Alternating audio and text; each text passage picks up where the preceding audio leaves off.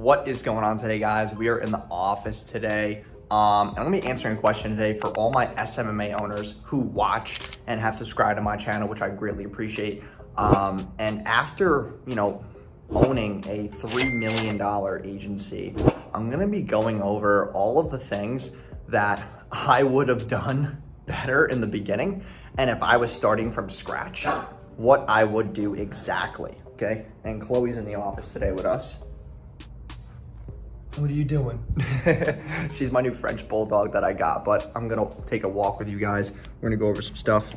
So first thing that I would do is set better expectations with clients, okay? If I am trying to get as many clients as possible and you're growing your agency, you need to understand that when people come to your ecosystem, they don't wanna be misled, okay? So that's the first thing.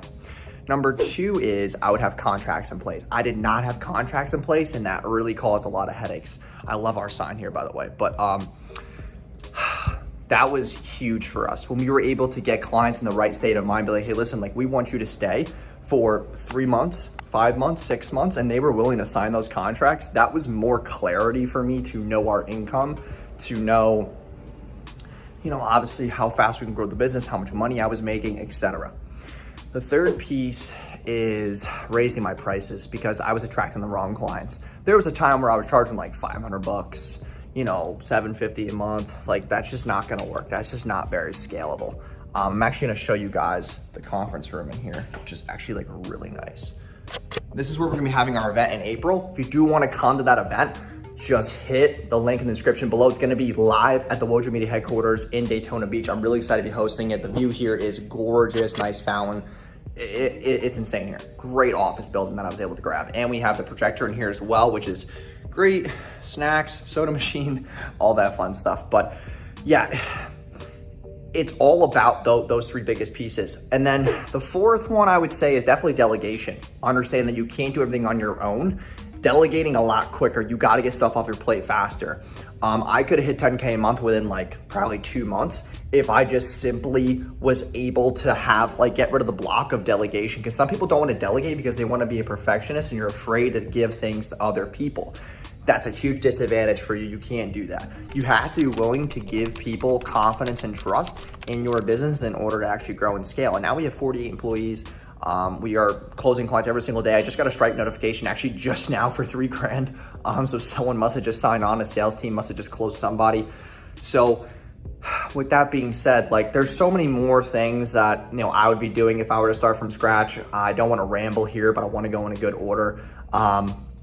Number 5 would definitely be hiring account managers. For sure. Account managers who can handle project timelines and then also communicate with clients and have that client relations, okay? Because client relations is how you increase retention, right? The project timeline is how you increase retention. Giving those expectations that client's going to be launched in X amount of days is very, very important in that sales process. They go through it on the sales call. They go through it during the sales journey. Once they pay, man, they're very afraid. They're like, what is about to happen to me? Am I going to get scammed? Is this all bullshit? Did I get thrown into some pyramid scheme? That's what they're thinking about. So that's definitely number 5. Number 6 is really learning Zapier, Slack, having a project management software like ClickUp or Trello. There's another software that I'm actually hopping into right now, which is called Basecamp. One of my team members, Jonathan, brought it up to me. So we're gonna be using Basecamp soon. Got to figure out all the integrations with Zapier. Just better way to streamline your client management so that their expectations are set. Right now we're implementing something that I haven't even in the past 3 years. It's just a PDF expectation sheet.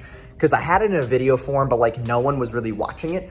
So now we're gonna do a PDF where it says hey, these are our office hours. You can't contact us after this. This is your timeline, in graphic format. Here's how day 1 to 3 should look like. Days 3 to 6, days 6 to 10, days 10 to 14. This is what is expected. So you're not misled or misguided. And we've set these expectations with you. So you cannot bring up any of these things if you ever want a refund or you want to, have some type of customer dispute, chargeback, whatever the case be. You have read these and you have to agree to these terms and conditions now because the expectations have been set and you've read this because we have a notification that you read it.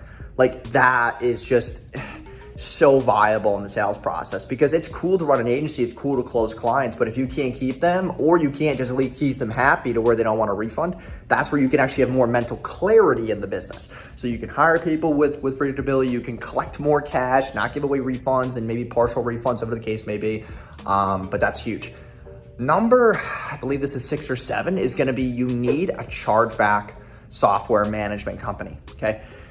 You can get Count or Chargebacks 911, okay? You're gonna get clients who, even if you bring them results, even if you're the nicest, sweetest person on the planet, they're still gonna charge back months out. You know, I have clients who have done really wonders with us, and then like 3 months later during Christmas time, you know, like that's where you get the most chargeback. So you can get Count, KOUNT.com. That's what KOUNT.com. They will send you notifications when a client calls your bank to do a chargeback. And then what you can do is, you know, you'll get that email notification. You have about 24 hours to 48 hours to remedy it with the customer, okay? Because if you're able to do so, then, you know, you can stop the chargeback. You can have them call their bank and have them, you know, stop it, or you can just give the refund and not let it hit your Stripe account so that you don't ruin your dispute rate, because you have that 24 to 48 hours for that thing to be resolved, okay? And then another piece is gonna be the lawyer part, the legal part. Getting those contracts I did talk about, but like actually having an attorney who's like a paralegal, who's part-time, who you can pay 15 to 20 bucks an hour, that only works when there's a customer dispute. That only works when there's a problem with the billing, with the contract, maybe they don't wanna sign it, there's a term that they don't like, or they want an explanation. Having that attorney there to really remedy things. I have, let me think about this. In the last 2 months, I've had about 4 to 5 disputes, and we've deflected 4 of them because of the systems that we have in place with Count and my attorney, Antoinette. So it's been very more streamlined. We've been able to deflect a lot of disputes and get them from affecting my dispute percentage, because you're a payment processor, you don't want that to get shut down. And that brings me to the last point, which is getting as many payment processors as possible, okay? And that's not gonna be the last point, there's gonna be one more after this, but not just getting like Stripe is cool, but you might wanna get like PayArc. I would go to a company called Merchant X. His name's Seth, he works very closely with me, and we basically are able to get, you know, tons of payment processors so that I never can get paid, so I don't get shut down. Like, that's not a fun process. So yeah, that's huge. The other piece is definitely always understanding your product ladder. Like, they might come in for Facebook ads, they come in for website design, whatever it is that they're coming in for, but you need to be able to have a product ladder that ascends them to new stuff. So if they start getting results with Facebook and Instagram ads, maybe their website's ranking well, you can push SEO, you can push Google ads. You know, you can sell TikTok ads, you can sell Google ads, YouTube ads, like all of those different services, email marketing, SMS. Dabbling with those is gonna increase your customer LTV, your retention as well, because those platforms can make that client more money. Because I was just selling Facebook and Instagram ads, and I never really realized that there's way more to the business than just running traffic. So those are the biggest things that I would do if I just start my $3 million agency from scratch, starting today. I hope you guys enjoyed this video. If you did, please like, comment, subscribe, and I will see you guys in the next video. And if you're an SMMA owner, you have any other questions that are not related to this video, please drop them in the comment section down below, and I'll be happy to answer them. But I'll see you guys in the next video. Peace.